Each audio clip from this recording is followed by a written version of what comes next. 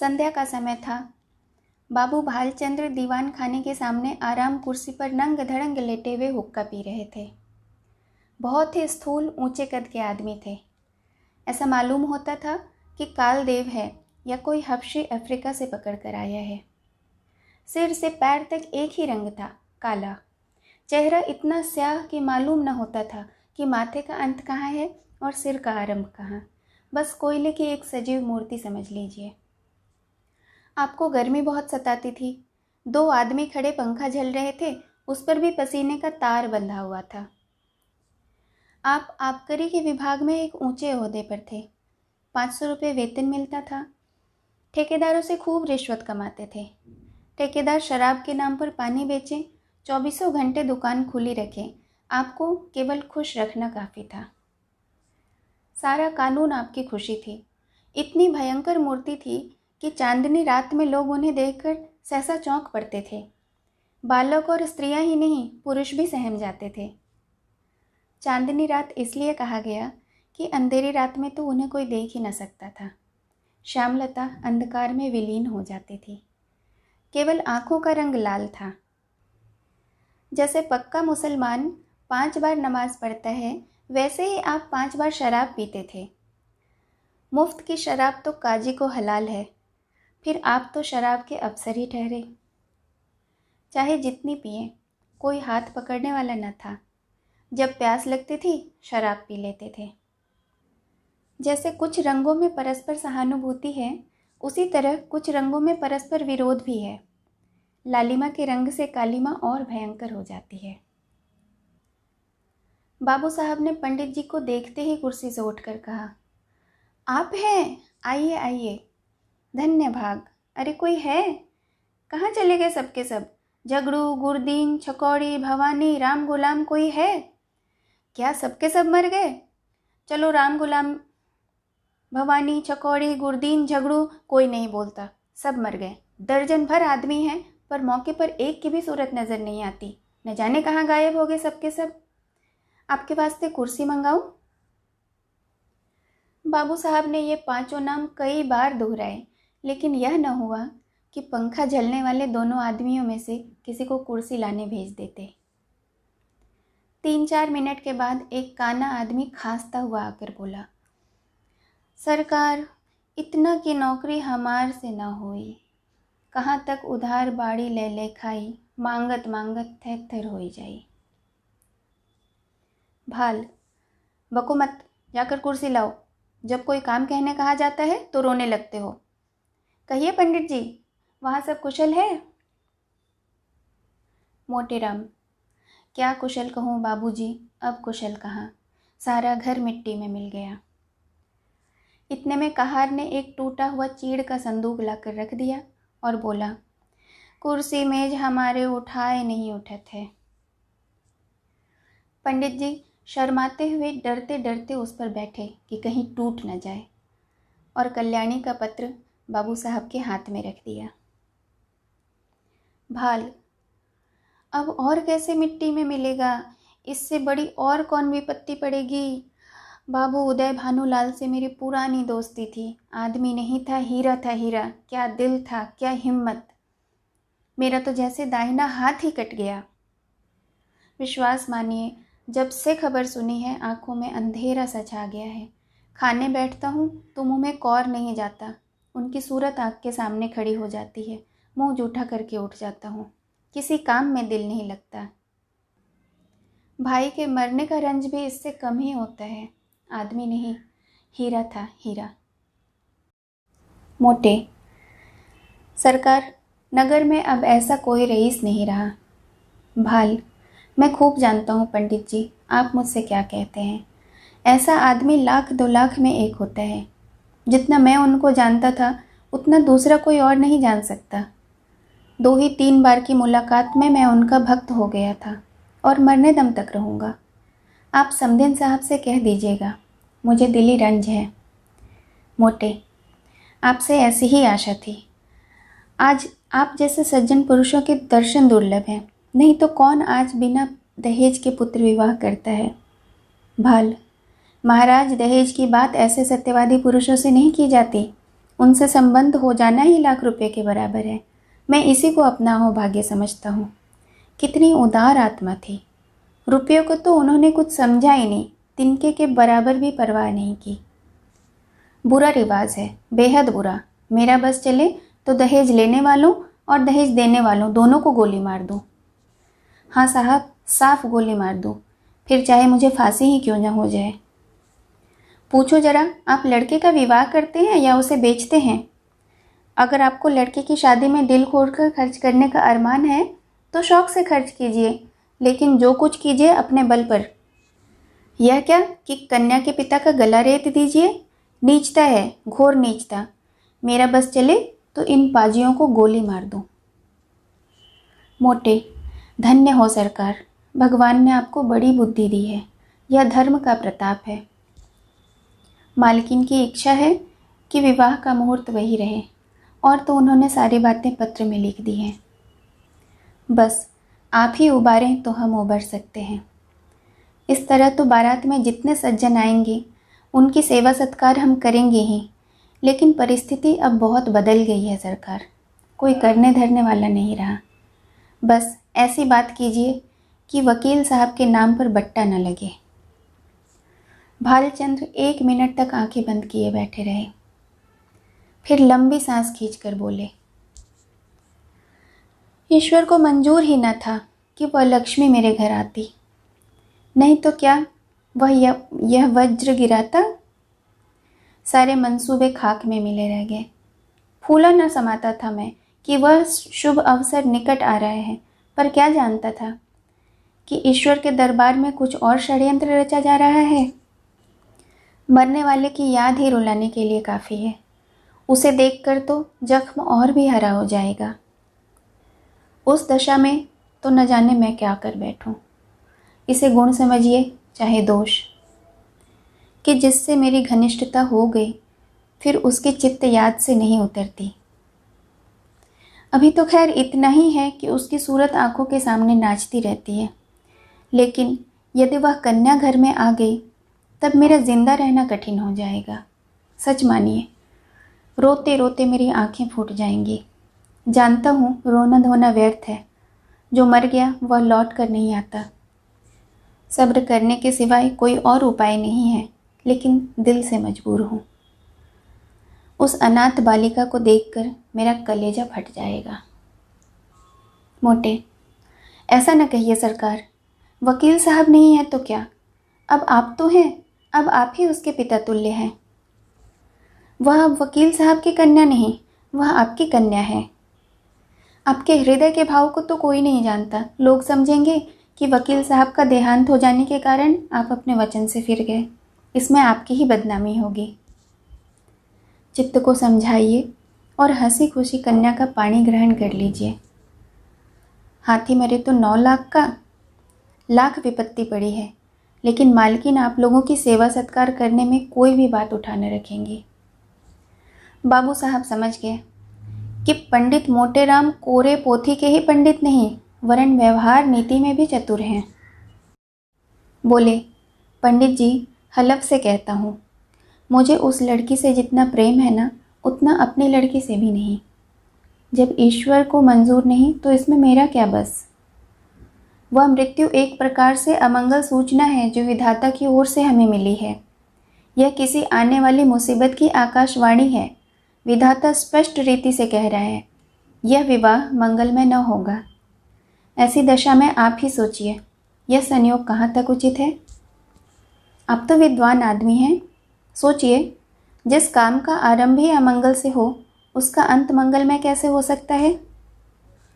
नहीं, जानबूझकर मक्खी निगली नहीं जाती। समधिन साहब को कह दीजिएगा। मैं उनकी आज्ञा पालन करने को तैयार हूँ, लेकिन इसका परिणाम अच्छा न होगा।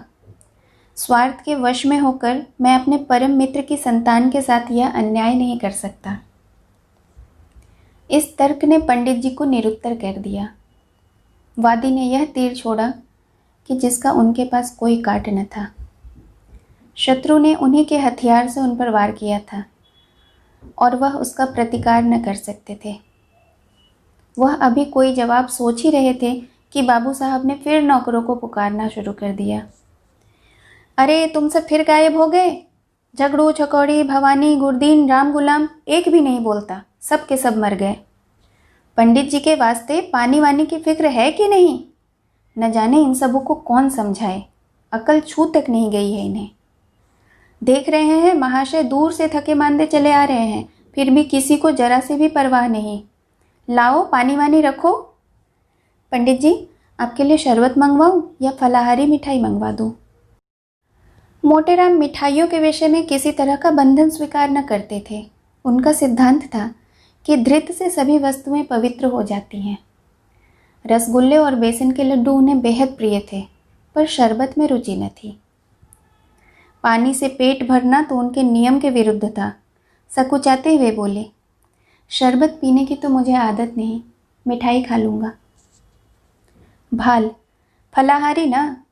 मोटे, इसका मुझे कोई विचार नहीं। भाल, है तो यही बात, छूत छात सब ढकोसला है, मैं स्वयं नहीं मानता। अरे अभी तक कोई आया नहीं? चकौड़ी, भवानी, गुरदीन, राम गुलाम कोई तो बोलो। अब के फिर वही बूढ़ा कहार खांसता हुआ आकर खड़ा हो गया और बोला, सरकार मोर तलब दे दीन जाए, ऐसी नौकरी मुझसे ना होई। कहाँ लो दौरी, दौरत दौरत गुड़ पियार लागत है। भाल, काम करो कुछ या ना करो, पर तलब पहले चाहिए। दिन भर पड़े पड़े खासा करो, तलब तो तुम्हारी चढ़ रही है। जाकर बाजार से एक आने की ताज़ी मिठाई ले आ, चल दौड़ता हुआ जा। कहार को हुक्म देकर बाबू साहब घर में चले गए और स्त्री से बोले, वहाँ से पंडित जी आए हैं, यह खत लाए हैं, जरा पढ़ो तो। पत्नी जी का नाम रंगीली बाई था। गोरे रंग की प्रसन्न मुख महिला थी। रूप और यौवन उनसे विदा हो रहे थे, पर किसी प्रेमी मित्र की भांति मचल मचल कर 30 साल तक उनके गले से लगे रहे। उसे छोड़ते न बनता था। रंगीली बाई बैठी पान लगा रही थी। बोली, कह दिया ना, हमें वहाँ ब्याह करना मंजूर नहीं। भाल, हाँ कह तो दिया, पर मारे संकोच के मुंह से शब्द न निकलता था, झूठ मूठ का हौला करना पड़ा। रंगीली, साफ साफ बात करने में क्या संकोच?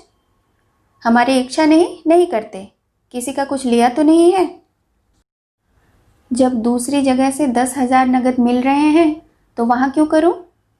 उनकी लड़की कोई सोने की थोड़ी ही है। वकील साहब जीते होते तो शर्माते शर्माते 15-20 हज़ार दे मरते, अब वहाँ क्या रखा है? भाल, एक दफ़ा जवान देकर मुकर जाना अच्छी बात नहीं है। कोई मुख से कुछ ना कहे, पर बदनामी हुए बिना नहीं रहती, मगर तुम्हारी जिद के आगे मजबूर हूँ। रंगीली बाई ने पान खाकर खत खोला और पढ़ने लगी।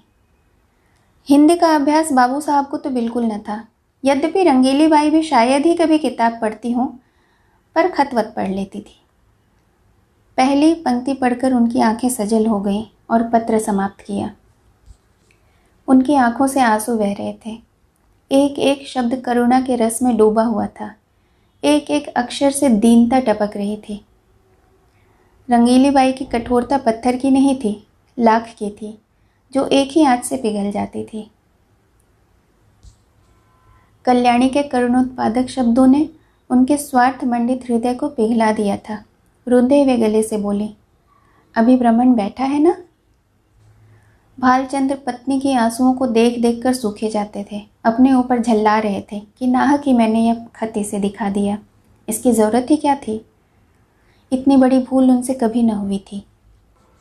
संदिग्ध भाव से बोले, शायद बैठा हो, मैंने तो जाने को कह दिया था। रंगीली ने खिड़की से झांक कर देखा। पंडित मोटेराम जी बगुले की तरह ध्यान लगाए बाजार के रास्ते की ओर ताक रहे थे। लालसा में व्यग्र होकर कभी यह पहलू बदलते, कभी वह पहलू। एक आने की मिठाई ने तो आशा की कमर ही तोड़ दी थी। उसमें भी यह विलंब, दारुण दशा थी। उन्हें देखकर रंगीली बाई बोली, हैं, अभी हैं, जाकर कह दो, हम विवाह करेंगे, ज़रूर करेंगे, बेचारी बड़ी मुसीबत में है। भाल, तुम कभी कभी बच्चों की सी बातें करने लगती हो। अभी उनसे कह आया हूँ कि मुझे विवाह करना मंजूर नहीं। एक लंबी चौड़ी भूमिका बांधनी पड़ी। अब जाकर यह संदेश कहूँगा तो वो अपने दिल में क्या कहेगा, जरा सोचो। यह शादी विवाह का मामला है, लड़कों का खेल नहीं। अभी एक बात तय कर दी फिर पलट गए। भले आदमी की बात ना हुई, दिल लगी हो गई। रंगीली, अच्छा तो तुम अपने मुंह से न कहो, उस ब्राह्मण को मेरे पास भेज दो। मैं इस तरह समझा दूंगी कि तुम्हारी बात भी रह जाएगी और मेरी भी। इसमें तो तुम्हें कोई आपत्ति नहीं। भाल, तुम अपने सिवा सारी दुनिया को नादान समझती हो। तुम कहो या मैं कहूँ, एक ही बात है ना। जो बात तय होगी वह हो गई। अब इसे मैं उठाना नहीं चाहता। तुम ही तो बार बार कहती थी वहाँ ना करूँगी। तुम्हारे ही कारण मुझे अपनी बात खोनी पड़ी। अब तुम रंग बदलती हो। यह तो मेरी छाती पर मूंग दलना है। आखिर तुम्हें तो मेरे मान अपमान का विचार करना चाहिए। रंगीली, तो मुझे क्या मालूम था कि विधवा की दशा इतनी हीन हो गई है। तुम्ही ने तो कहा था कि उसने पति की सारी संपत्ति छिपा रखी है और गरीबी का ढोंग रचाती है। वह एक छठी औरत है। तुमने जो कहा मैंने मान लिया। भलाई करके बुराई करने में तो लज्जा और संकोच है, बुराई करके भलाई करने में कोई संकोच नहीं। अगर तुम हाँ कह आए होते और मैं नहीं कहने को कहती तो तुम्हें संकोच करना था। नहीं कहने के बाद हाँ करने में तो बड़प्पन है। भाल, तुम्हें बड़प्पन मालूम होता है, मुझे तो लुच्चापन मालूम होता है। फिर तुमने यह कैसे मान लिया कि मैंने वकीलाइन के बारे में जो बातें कही थी वह झूठी थी? क्या वह पत्र देखकर तुम जैसे खुद सरल हो वैसे ही दूसरों को सरल समझती हो? रंगीली, इस पत्र में बनावट नहीं मालूम होती। बनावट की बात दिल में चुभती नहीं, उसमें बनावट की गंध अवश्य रहती है। भाल, बनावट की बातें तो ऐसी चुभती है कि सच्ची बातें उसके सामने फीकी हो जाएं। यह किस्से कहानियाँ लिखने वाले जिन किताबों को पढ़कर तुम घंटों रोती हो ना, क्या सच्ची बातें लिखते हैं? सरासर झूठ का तुमार बांधते हैं। यह भी एक कला है। क्यों जी, तुम मुझसे भी उड़ते हो, दाई से पेट छिपाते हो। मैं तुम्हारी बात मान जाती हूँ तो तुम समझते हो इसे चकमा दे दिया, मगर मैं तुम्हारी एक एक नस पहचानती हूँ। तुम अपना ऐब मेरे सर मढ़कर खुद बेदाग बनना चाहते हो। बोलो, झूठ कहती हूँ?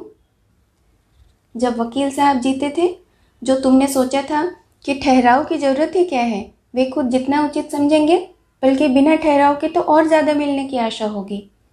अब जो वकील साहब का देहांत हो गया तो तरह तरह के हील हवाले करने लगे।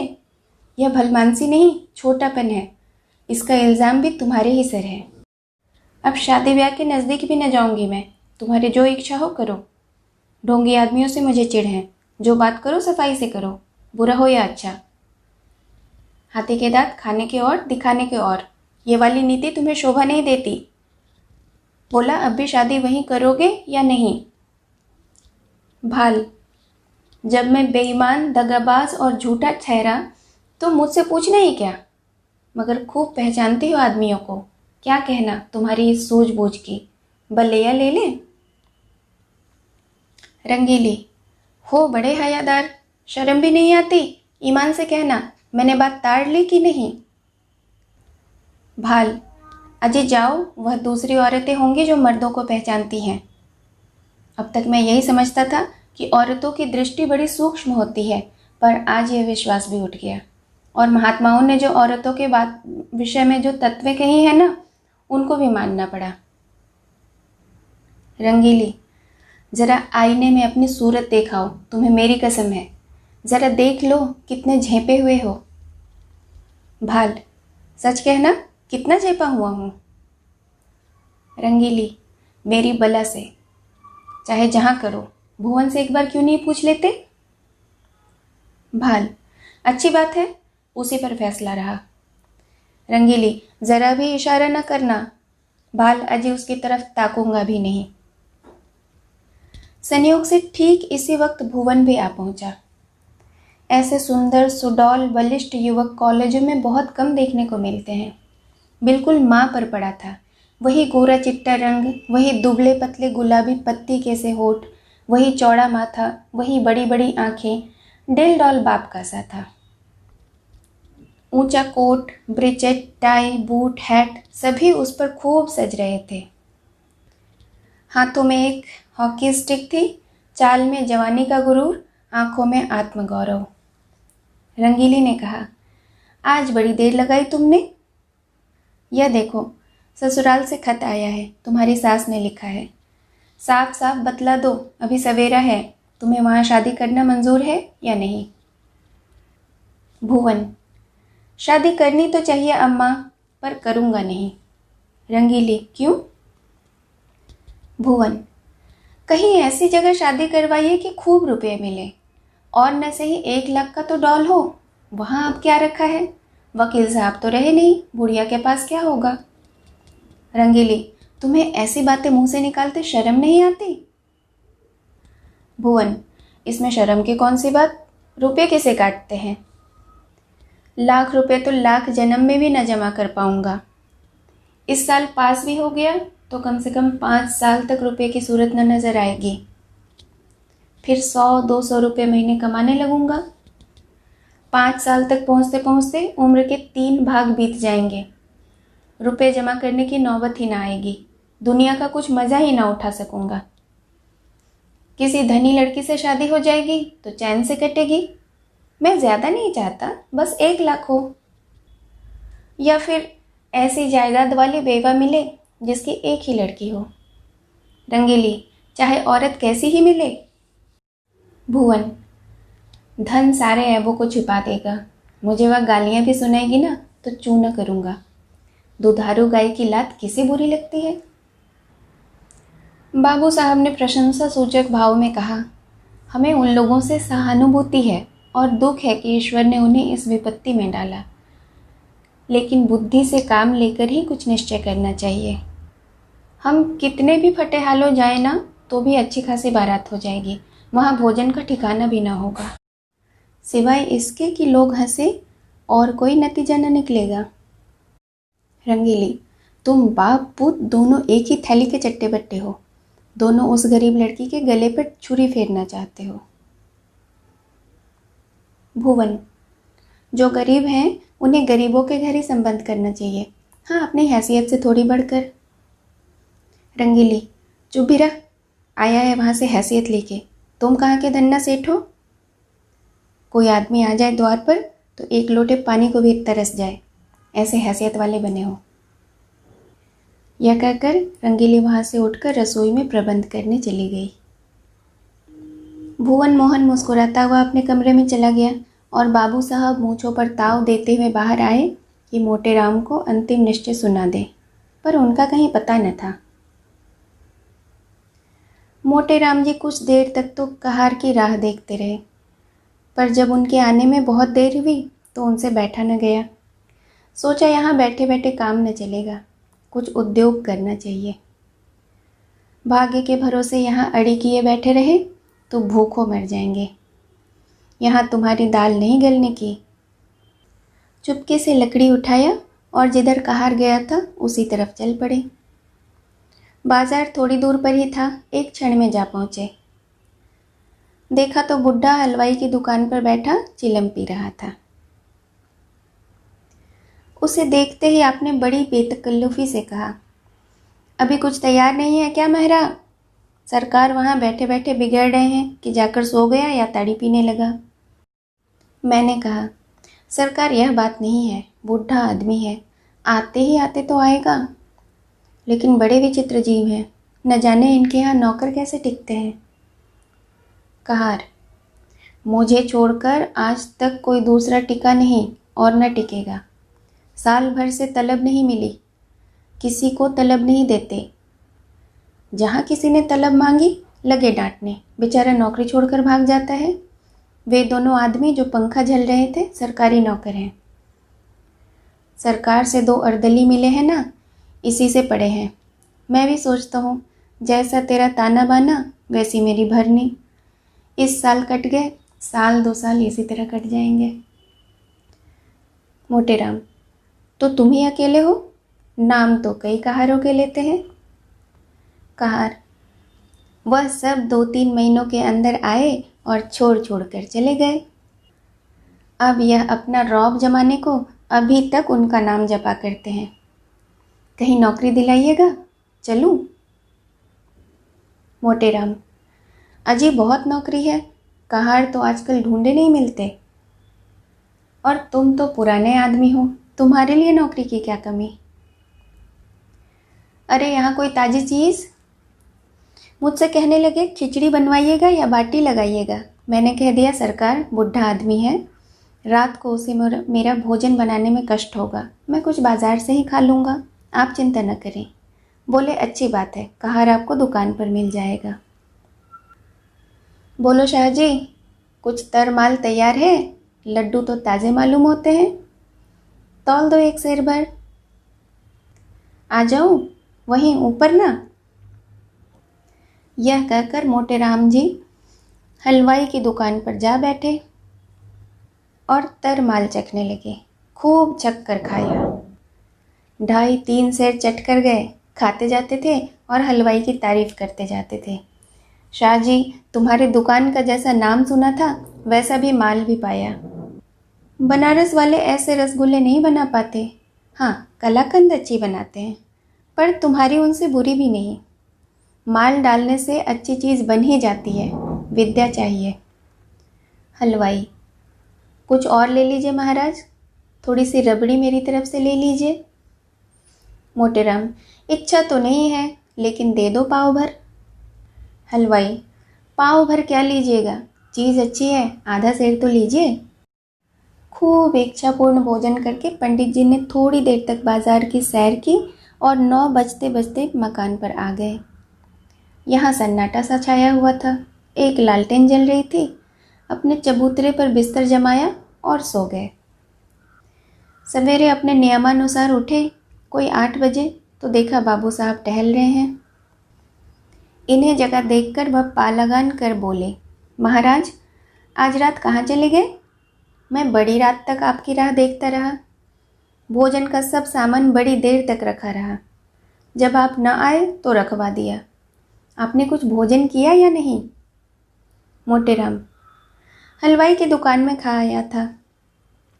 भाल, अजी पूरी मिठाई में वह आनंद कहाँ जो दाल बाटी में है। 10-12 आने खर्च किए होंगे, फिर भी पेट न भरा होगा। आप मेरे मेहमान हैं, जितने पैसे लगे हों ले लीजिएगा।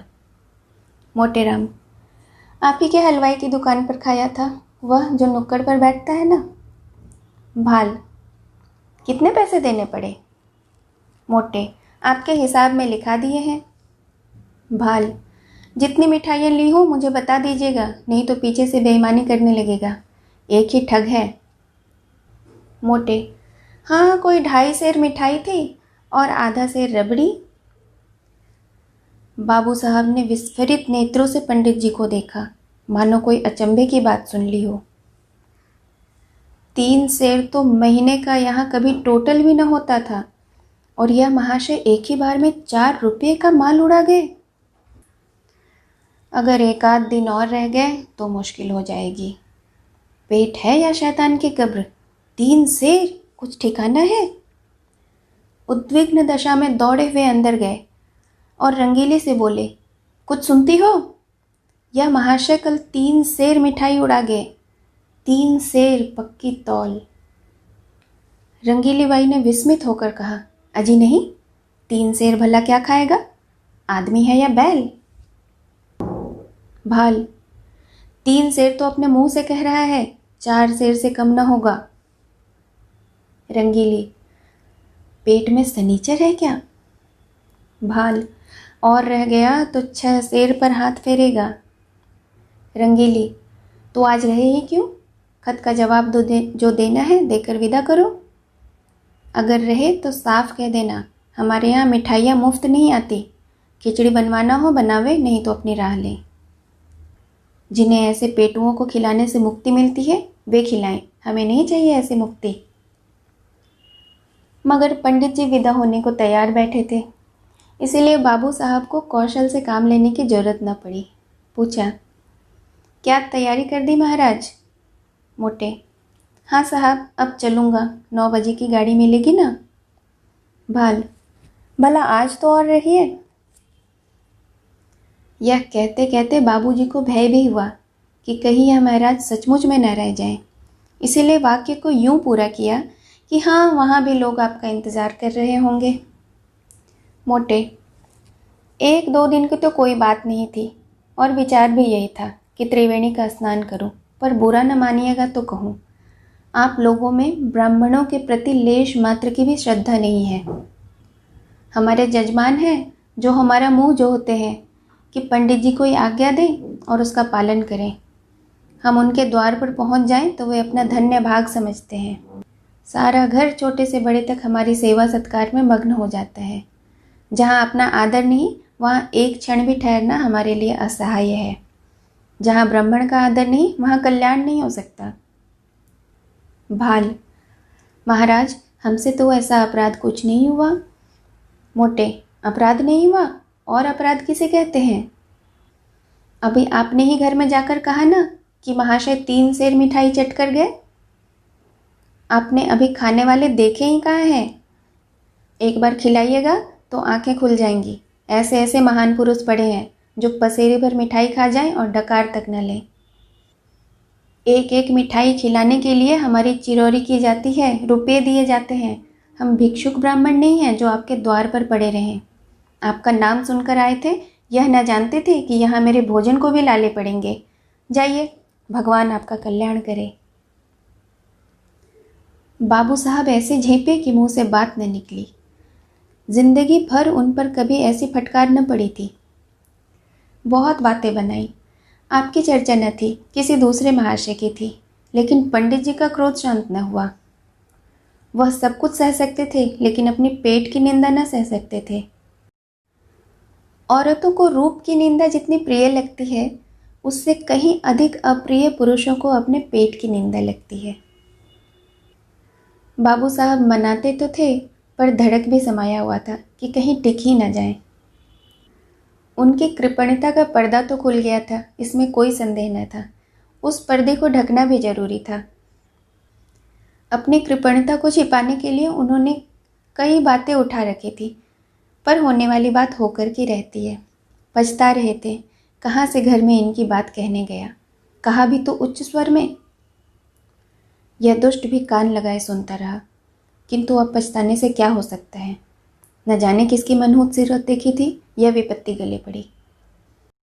अगर इस वक्त यहाँ से रुष्ट होकर चला गया तो वहाँ जाकर बदनाम करेगा और मेरा सारा कौशल खुल जाएगा। अब तो इसका मुंह बंद करना ही पड़ेगा। यह सोच विचार करते हुए वह घर में जाकर रंगीली बाई से बोले, इस दुष्ट ने हमारी सारी बातें सुन ली, रूठ कर चला जा रहा है। रंगीली: जब तुम जानते थे कि वह द्वार पर खड़ा है तो धीरे से क्यों न बोले? भाल: विपत्ति आती है तो अकेले नहीं आती है। यह क्या जानता था कि वह द्वार पर कान लगाए खड़ा है? रंगीली: न जाने किसका मुंह देखा था। भाल: वही दुष्ट सामने लेटा हुआ था। जानता तो उधर ताकता भी नहीं। अब तो उसे कुछ दे दिलाकर राजी करना ही पड़ेगा। रंगीली: ओह, जाने दो, जब हमें वहाँ विवाह ही नहीं करना तो क्या परवाह, जो चाहे समझे, जो चाहे कहे। भाल: यूं जान न बचेगी। आओ 10 रुपये विदाई के बहाने दे दूं, ईश्वर फिर इस मनहूस की सूरत न दिखाए। रंगीली ने बहुत अछताते पछताते 10 रुपये निकाले और बाबू साहब ने उन्हें ले जाकर पंडित जी के चरणों पर रख दिया। पंडित जी ने दिल में कहा, धत तेरे मक्खी चूस की, ऐसा रगड़ा कि याद रखोगे। तुम समझते हो 10 रुपये देकर इसे उल्लू बना लूँगा? इस फेर में न रहना। यहाँ तुम्हारी नस नस पहचानते हैं। रुपए जेब में रख लिए और आशीर्वाद देकर अपनी राह ली। बाबू साहब बड़ी देर तक खड़े सोचते रहे। मालूम नहीं अब भी मुझे कृपण ही समझ रहा है या पर्दा ढक गया। कहीं ये रुपए भी तो पानी में नहीं बह गए।